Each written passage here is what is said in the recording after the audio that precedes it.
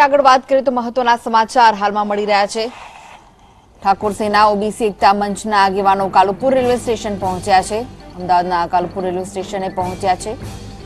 મુકેશ ભરવાડ કોંગ્રેસના ધારાસભ્ય દ્વારા પરપ્રાંતિયોને સમજાવવાનો પ્રયાસ હાથ ધરવામાં આવશે। પરપ્રાંતિયો જે રીતે હિજરત કરી રહ્યા છે ગુજરાતમાંથી તો તેમને મનાવવા માટે પહોંચ્યા છે। પરપ્રાંતિયોને ગુજરાત ન છોડવા ઠાકોર સેના અપીલ કરે છે। ઠાકોર સેના ઓબીસી એકતા મંચના જે આગેવાનો છે કાલુપુર રેલવે સ્ટેશન પર પહોંચ્યા છે।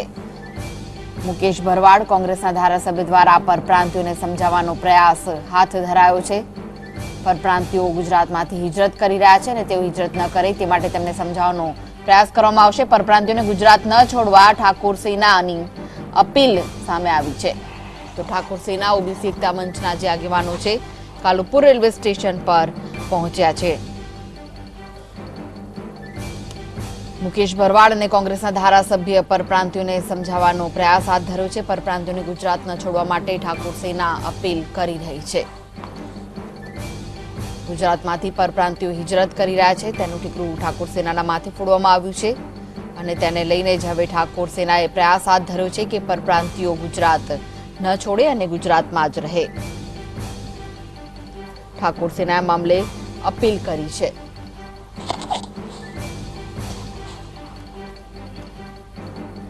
અમારી ભૂલ છે, અમારાથી આ થઈ નથી શક્યું, એમની ભૂલ સ્વીકારતા નથી અને ભૂલનો ટોપલો આજે બીજા ઉપર નાખી રહ્યા છે।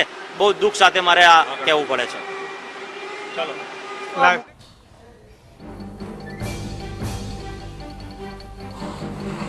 તો પરપ્રાંતિયોને ગુજરાત ન છોડવા માટે ઠાકોર સેના અપીલ કરી રહી છે। ઠાકોર સેના ઓબીસી એકતા મંચના જે આગેવાનો છે તે કાલુપુર રેલવે સ્ટેશન પર પહોંચ્યા છે અને જે પરપ્રાંતિયો છે તેમને સમજાવવાનો પ્રયાસ હાથ ધરાયો છે। મુકેશ ભરવાડ અને કોંગ્રેસના ધારાસભ્ય દ્વારા તેમને સમજાવવાનો પ્રયાસ હાથ ધરાયો છે।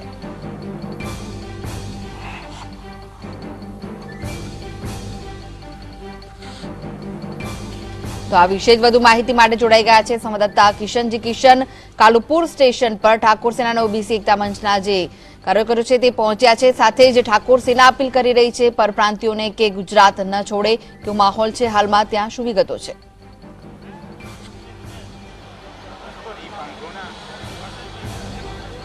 કૃષ્ણા, જે રીતે હિંમતનગરમાં બનાવ બન્યો અને ત્યારબાદ એક બાળકીના ન્યાયની વાત હતી, જો કે હાલ તમામ રાજકીય પક્ષો અને તમામ જે આંદોલનકારીઓ છે તે બાળકીને ક્યાંક ભૂલી ગયા છે અને જે સમગ્ર મુદ્દો છે તે એક આંદોલન તરફ, એક પરપ્રાંત તરફ વળ્યો છે। ત્યારે ઠાકોર સેનાના જે કાર્યકર્તાઓ છે, જે આગેવાનો છે તે હાલ છે ત્યાં આવી પહોંચ્યા છે અને જે પરપ્રાંતિયો છે જે બહારના રાજ્યોમાંથી ગુજરાતમાં રોજીરોટી માટે આવ્યા છે, ગુજરાતમાં છે તે મહેનત કરવા આવ્યા છે, તે લોકોને સમજાવવા માટે થઈ અને જે ઠાકોર સેનાના આગેવાનો છે તે અહીં પહોંચ્યા છે। કારણ કે જે રીતે સમગ્ર મામલો છે, સમગ્ર જે બનાવ છે તેમાં ઠાકોર સેનાને બદનામ કરવાનો પ્રયત્ન કરવામાં આવ્યો છે, ત્યારે કોંગ્રેસના ધારાસભ્ય અને ઠાકોર સેનાના પૂર્વ આગેવાન ધવલસિંહ ઝાલા, ઉપપ્રમુખ મુકેશ ભરવાડ સહિત જે લોકો છે તે રેલવે સ્ટેશન પર મુલાકાત લઈ રહ્યા છે, લોકોને પૂછી રહ્યા છે કે શા કારણે તેઓ ગુજરાત છોડી રહ્યા છે, શા માટે તેઓ ગુજરાત છોડી અને છે તે અહીંથી જવાની વાત કરી રહ્યા છે।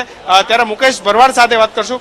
મુકેશભાઈ, શું કહેશો, આજે તમે ગુજરાત માંથી જે લોકો છે તે જઈ રહ્યા છે, લોકો છે તે પોતાના સ્ટેટ તરફ, શું લોકોની શું પ્રતિક્રિયા છે અને ઠાકોર સેના તરફથી તમે આજે આવ્યા છો? ગુજરાત ક્ષત્રિય ઠાકોર સેના ઓબીસી એસટી એસસી એકતા મંચ ક્યારે કોઈ હિંસાના સમર્થન ના કર્યું છે, ના કરશે।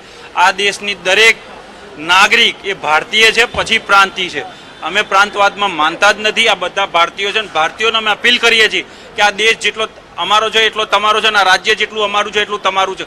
તમે ક્યાંય ના જશો, તમને જે કોઈ માણસો રંજાડે છે તો એ અસામાજિક તત્વો છે, કોઈ સમાજ નથી। ઠાકોર સમાજ ક્યારેય આવી કોઈ બાબતો, ક્યારેય કોઈ નિર્દોષ જુલમ કરે એ ઠાકોર સમાજની ક્યારેય પ્રકૃતિ રહી નથી। લોકોની વચ્ચે આવ્યા છે, લોકો શું કહી રહ્યા છે? લોકોમાં જો જેટલાને પૂછ્યું એમાં કેટલાય માણસો પોતાની મરજીથી જઈ રહ્યા છે। તહેવારો છે એટલે જઈ રહ્યા છે, જેમ કે ગુજરાત રાજ્યના ડીજીપીએ કીધું હતું તહેવારો છે એટલે જઈ રહ્યા છે, એમાં ઘણા બધા માણસો જઈ રહ્યા છે।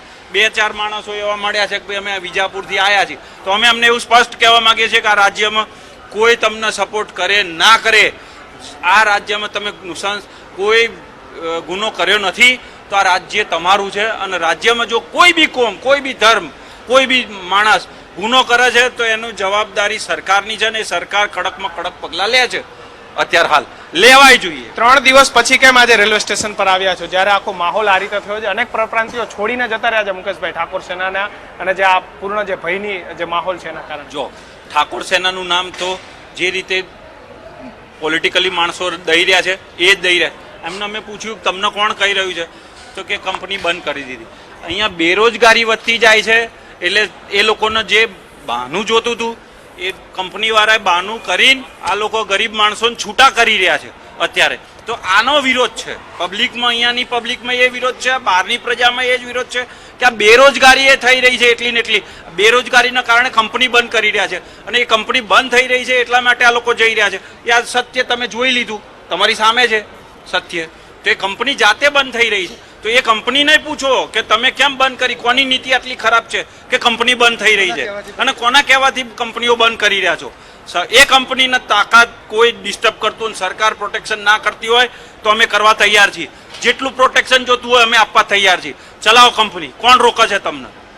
ધારાસભ્ય ધવલસિંહ આપણી છે. ધવલસિંહ, શું કહેશો? જે રીતે માહોલ છે અને માહોલ બાદ આજે રેલવે સ્ટેશન પર આવવું પડ્યું છે, લોકો સાથે વાત કરી રહ્યા છો, શું માનો છો કે જે પૂર્ણ આ બની રહ્યું છે એની પાછળ જવાબદાર કોણ? એક તરફ સરકારનું વર્ઝન છે અને જે પોલીસમાંથી જે નિવેદન આવે છે ઠાકોર સેનાના લોકો કરી રહ્યા છે. ઠાકોર સેના રેલવે સ્ટેશન પર આવી છે અને લોકોને સમજાવી રહી છે, તો પછી તમે પણ નથી કરી રહ્યા અને બીજી તરફ તમારી પર આક્ષેપો થઈ રહ્યા છે, તો ખરેખર આની પાછળ જવાબદાર કોણ? કોણ આ પ્રકારની રાજનીતિ કરી રહ્યું છે?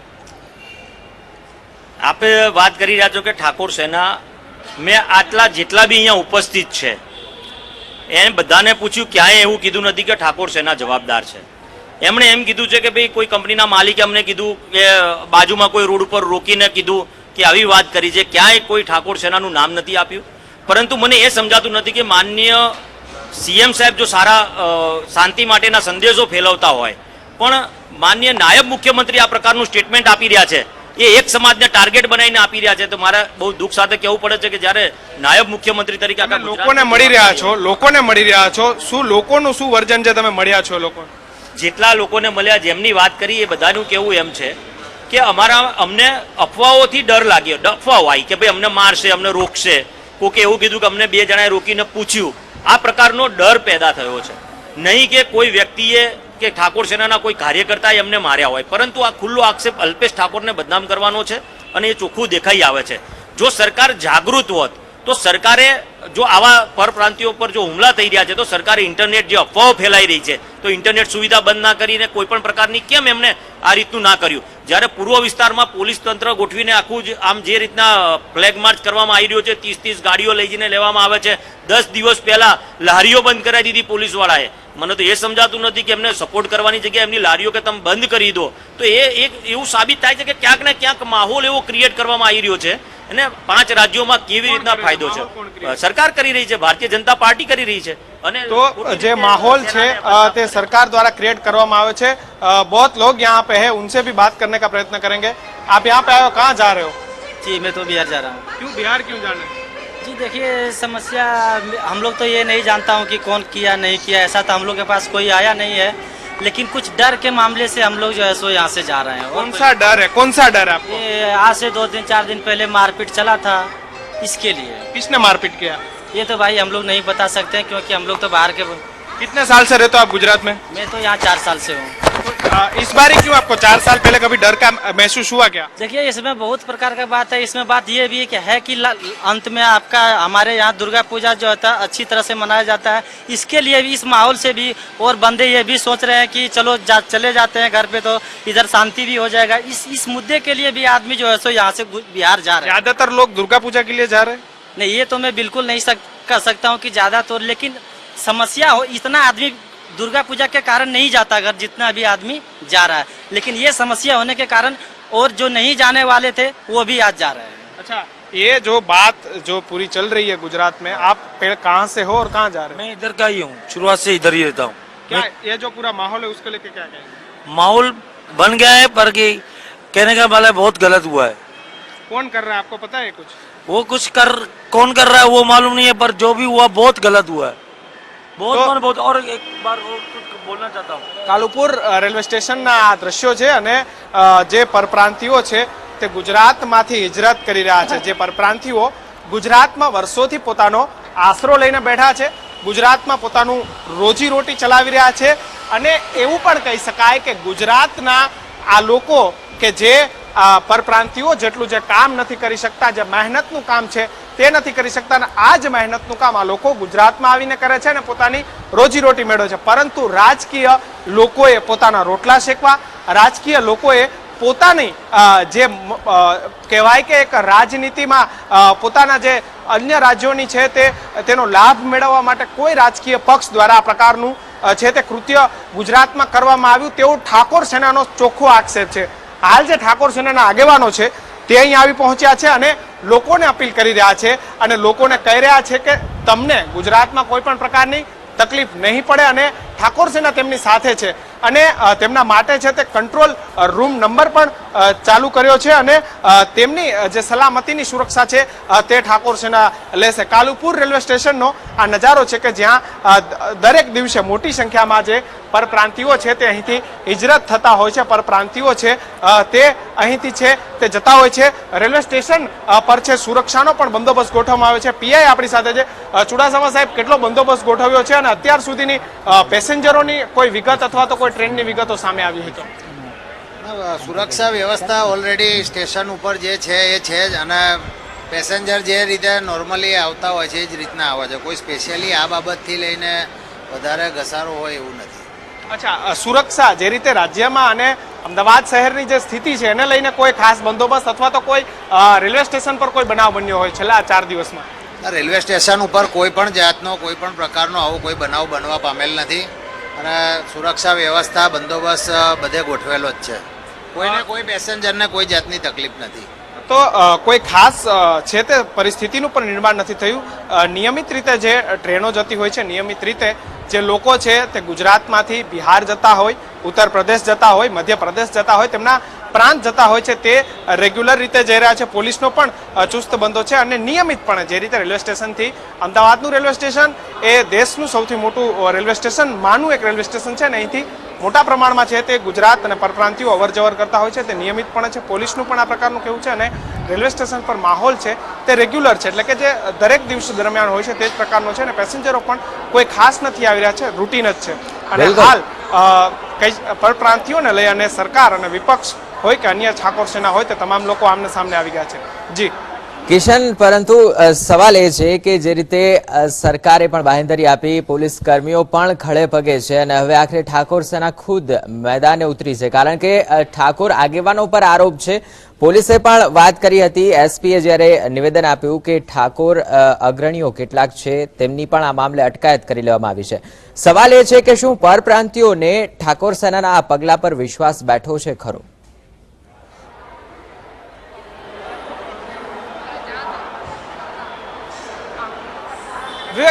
પરપ્રાંતિયોની વાત કરવામાં આવે તો 45 થી 50% જેટલો એ વર્ગ એવો વર્ગ છે કે જે માત્ર ગુજરાતમાં રોજગારી મેળવવા માટે આવે છે. સિંગલ રહેતા હોય છે, તેમનો પરિવાર છે તે પોતાના જે પ્રદેશ એટલે કે યુપી અથવા તો બિહારમાં રહેતા હોય છે, રોજીરોટી માટે આવતા હોય છે. આ એ ચહેરાઓ છે જે આપ દ્રશ્યોમાં પણ જોઈ શકો છો કે માત્ર રોજીરોટી માટે આવતા હોય છે. તેમનું જે તે કોઈ હાઈફાઈ લાઈફસ્ટાઈલ કે તેવી કોઈ વાત નથી હોતી. તેમની વાત માત્ર એટલી હોય છે કે 2 ટકનું છે તે જમવાનું મળી જાય અને તેમને એક સુવા માટેનો એક રૂમ મળી જાય. આ જ વાત સાથે છે તે યુપી બિહારના લોકો છે તે ગુજરાતમાં આવતા હોય છે અને પોતાની મહેનત સાથે છે તે પૈસા કમાતા હોય છે, નહીં કે કોઈ અનમહેનતનો આવડો તો. અને આવામાં જ્યારે તેમની સુરક્ષાની વાત હોય છે, કારણ કે પરિવાર માટે અહીં આવ્યા હોય છે, ત્યારે જો પોતે જ અહીં સુરક્ષિત ના હોય, જ્યારે પોતાનો જે પરિવાર હોય છે જે 1500 થી 2000 કિલોમીટર દૂર રહેતો હોય અને પોતે જો અહીં સુરક્ષિત ના હોય, એવામાં તેમનો વિશ્વાસ કેળવવો એ ખૂબ અઘરી વાત છે. એમ છતાં પણ ઠાકોર સેના છે તે કદાચ તેમનો વિશ્વાસ કેળવવાનો પ્રયત્ન કરી રહી છે અને કાલુપુર રેલવે સ્ટેશન પર સમજાવટ પણ કરી રહી છે. જોકે પોલીસ દ્વારા પણ અત્યારે છે તે લોકોને સમજાવવામાં આવી રહ્યા છે, તેમની સુરક્ષાની બાંહેધરી આપવા ફ્લેગ માર્ચ પણ યોજવામાં આવી રહી છે. પરંતુ આ કૃત્ય કોણ કરાવી રહ્યું છે તે ખુદ જે પરપ્રાંતિયો છે તેમને પણ નથી ખબર. પરંતુ જે પોલીસ કેસ નોંધાયા છે તેમાં ઠાકોર સેનાના નામ સામે આવ્યા છે. તો ઠાકોર સેના આવા લોકો તેમનામાં ન હોવાનો ઇનકાર કરી છે. એટલે કે જ્યારે તમામ વાતો ગોળ ગોળ હોય, કોઈ પણ વાતનો સચોટ જવાબ ન સરકાર, ન વિપક્ષ કે ન ઠાકોર સેના ક્યાંયથી ના મળતો હોય ત્યારે એ વાત ચોક્કસ છે કે રાજનીતિક સ્ટન્ટ છે અને રાજનીતિક સ્ટન્ટનો જે ભોગ છે તે પરપ્રાંતિઓ બન્યા છે અને એવા પરપ્રાંતિઓ કે જે માત્ર 200 કે 400 રૂપિયાની મજદૂરી કરવા માટે અહીં આવે છે, પોતાનું પેટનું જે પાલન પોષણ છે તે કરવા આવે છે અને જ્યારે આવા નાના લોકોને છે તે રાજનૈતિક સ્ટન્ટમાં ઉપયોગ કરવામાં આવે ત્યારે વિવેક સરવાળે એક સામાન્ય માણસ જે પોતાની એક સામાન્ય જિંદગી જીવતો હોય છે તેમાં આ સામાન્ય માણસ પોતાની જિંદગીમાં શૂન્ય અવકાશ થઈ જાય છે અને આ જ પરિસ્થિતિનું નિર્માણ છે તે ગુજરાતમાં થયું છે, કારણ કે અનેક એવા લોકો જેને ગુજરાતમાંથી હિજરત કરી અને પોતાના માદરે વતન પોતાના ગામડે જવું પડ્યું છે. બિલકુલ, ધન્યવાદ કિશન, આપ અમારી સાથે જોડાયા અને સમગ્ર ઘટનાનો વિસ્તારપૂર્વક અહેવાલ